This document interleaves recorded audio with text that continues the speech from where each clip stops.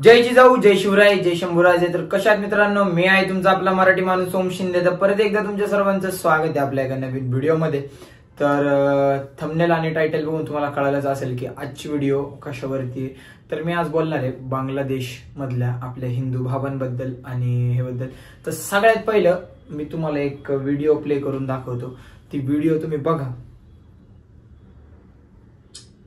बांग्लादेश में जो मंदिर तोड़ा गया है उसका थोड़ा सा इतिहास जान लेते हैं। मैं बहुत पहले नहीं जाऊंगा, मैं सिर्फ 1971 की बात करूंगा। जब बांग्लादेश बन रहा था तब भुखमरी से गुजर रहा था बांग्लादेश। तब इस्कॉन के जो अनुयायी थे, पंडित रविशंकर जो बहुत बड़े म्यूजिशियन रहे हैं, और उनके मित्र जॉर्ज हैरिसन, उन्होंने बांग्लादेश की मदद के लिए न्यूयॉर्क में सेव बांग्लादेश नाम से कॉन्सर्ट किया था। उनके कॉन्सर्ट से $2.5 लाख जुटाए गए और वो सारे पैसे इस्कॉन की संस्था को भेजे गए, जिन्होंने कई महीनों तक हर उस बांग्लादेशी को खाना खिलाया जो भूखा था। और इसी संस्था ने 2 महीनों तक पूरी मेहनत से पूरे वर्ल्ड से $25 लाख जुटाए, जिससे कई महीनों तक बांग्लादेशियों की मदद की गई। आज उसी संस्था का ये मंदिर तोड़ा गया है। तर तुम्ही जसं व्हिडिओ इथं माग प्लेबॅक झालीच असेल, तुम्ही बघितलं असेल की 1971 मध्ये जेव्हा बांगलादेश महामारीमधून चालला होता, जेव्हा त्याचं निर्माण होत होतं, तेव्हा आपलं जे इस्कॉनचं जे म्हणजे मंदिर आहे, जे तुम्ही आता व्हिडिओमध्ये जे काही सगळं ऐकलं, डिटेल घेतल्या, त्या मंदिरानेच तेव्हा हेल्प केली होती बांगलादेशला. आणि आता काही दिवस बघायला लागले ते आपल्याला की बांगलादेशमध्ये तेच मंदिर तोडलं जाते आणि आपल्या हिंदूंना त्रास दिला जाते.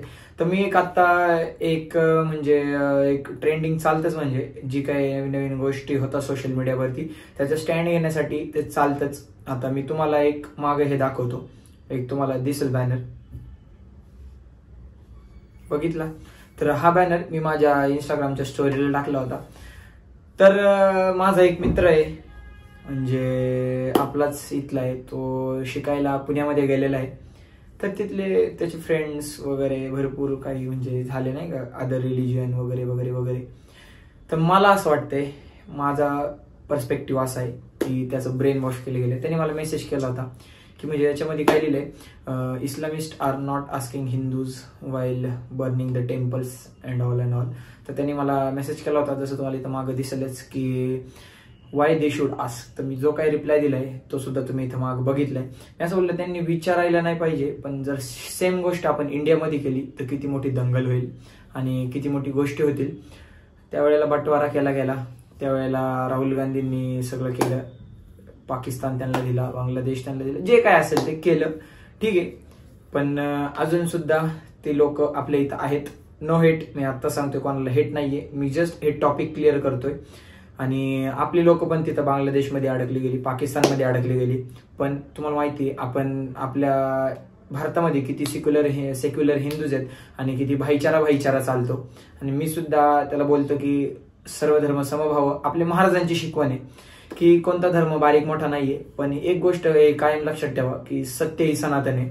तर आपण इथं कोणत्याच रिलिजनच्या लोकांना त्रास देत नाही भारतामध्ये. पण बाहेर देशामध्ये जो इस्लामिक म्हणजे रिजन आहे, पाकिस्तान म्हणा, बांगलादेश म्हणा, तिथं हिंदूजला खूप त्रास दिला जातो. मी तुम्हाला एक पोस्ट दाखवतो, ती पोस्ट बघा. आला ना राग, यायलाच पाहिजे राग. काही चाललंय काय? आपण किती प्रेमाने भाईचाऱ्याने भारतामध्ये राहतोय सगळ्यांसोबत, आणि बाहेर त्यांच्या देशामध्ये काय चाललंय. तर ह्याच टॉपिक वरती ध्रुव राठीने ट्विट केलंय, ती सुद्धा मी तुम्हाला कमेंट दाखवतो. बघितली तर ती तुम्ही कमेंट पण वाचली असेल नाही का? जर नसन वाचली तर मी तुम्हाला एक लगेच वाचून दाखवतो. तर तुम्ही मला भरपूर वेळा बघितलं असेल, मला जर तुम्ही इंस्टाग्रामवरती फॉलो करत असाल तर तुम्ही मला इंस्टाग्रामला बघितलं असेल की मी एलवी शादवला सपोर्ट करतो. एलवी शादवला सपोर्ट करण्यामागचं कारण म्हणजे एकच आहे की तो आपल्या धर्माचा स्टँड घेतो, म्हणून त्याला एवढा हिट भेटतोय.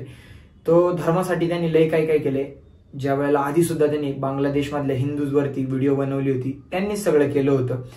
आणि दुसरं कोण ह्यामध्ये येत पण नाही, पडत पण नाही, कारण की लगेच त्यांच्या फॅन बेस व्ह्यूज वगैरे कमी होतात, ते लोक त्याच्यासाठी.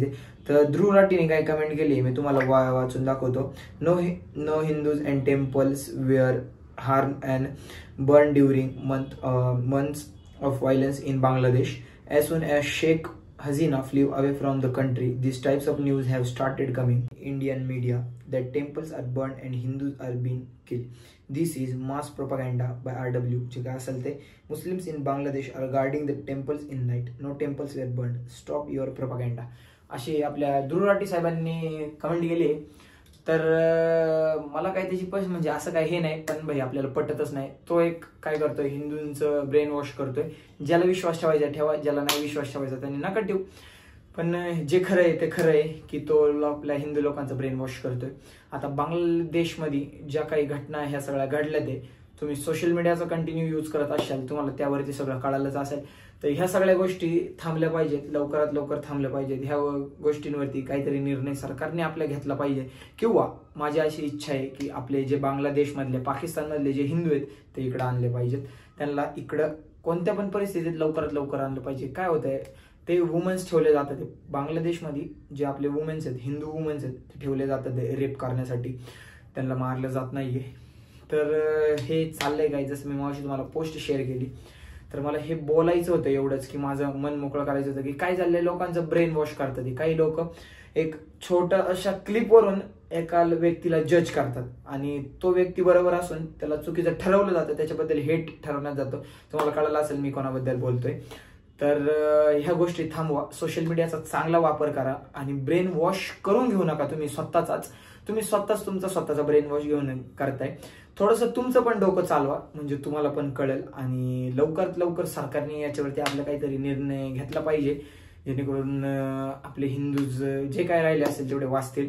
आणि मी प्रत्येक व्हिडिओमध्ये जसं सांगतो, ह्या गोष्टी थांबवणं खूप गरजेचं आहे. हिंदू वाचवा आणि हे खरं आहे ते खरंच राहणार आहे. सत्य ही सनातन आहे. मला एवढंच बोलायचं होतं. काय 2 मिनिटं 3 मिनिटं 4 मिनिटं माझं मन व्यक्त करायचं होतं, बाकी काही नाही. आता जो काही डिसिजन सरकार घेईल तो लवकरात लवकर, कारण की जर चांगला डिसिजन आला तर चांगलंच होणार आहे. जर वाईट डिसिजन आला तर मग ते खरं नाही. आणि हिंदूंनो आता तरी जागे व्हा. जे भाऊ आहेत ते भाऊ आहेत, जे चांगले आहेत ते चांगले आहेत, पण जे खराब आहेत आणि जे वाईट आहेत ते वाईट आहे. मी आता सुद्धा सांगतोय, आपली दुश्मनी फक्त वाईट लोकांसोबत आहे, नाही कोणत्या रिलिजन सोबत, नाही कोणत्या मुसलमानांसोबत, नाही कोणत्या इस्लामिक सोबत. आता हे पहिल्यापासून हे इस्लामिक लोकांचं एक वॉर चाललंय छत्रपती श्री शिवाजी महाराजांच्या काळामधून, म्हणून हिंदू मुसलमान होते. पण त्यावेळेला सुद्धा महाराज म्हणाले होते की आपला फक्त वाईट लोकांना विरोध आहे, नाही कोणत्या रिलिजनला विरोध आहे, नाही कोणत्या धर्माला विरोध आहे. तर एवढंच बोलायचं होतं मला. व्हिडिओ आवडल्यास लाईक शेअर कमेंट करा, सपोर्ट करा तुमच्या मराठी भावाला. एक दुसरी पण व्हिडिओ आय थिंक येईल. तर आजच्यासाठी एवढंच. That's it for today. जय जिजाऊ, जय शिवराय, जय शंभूराजे, जय श्रीराम.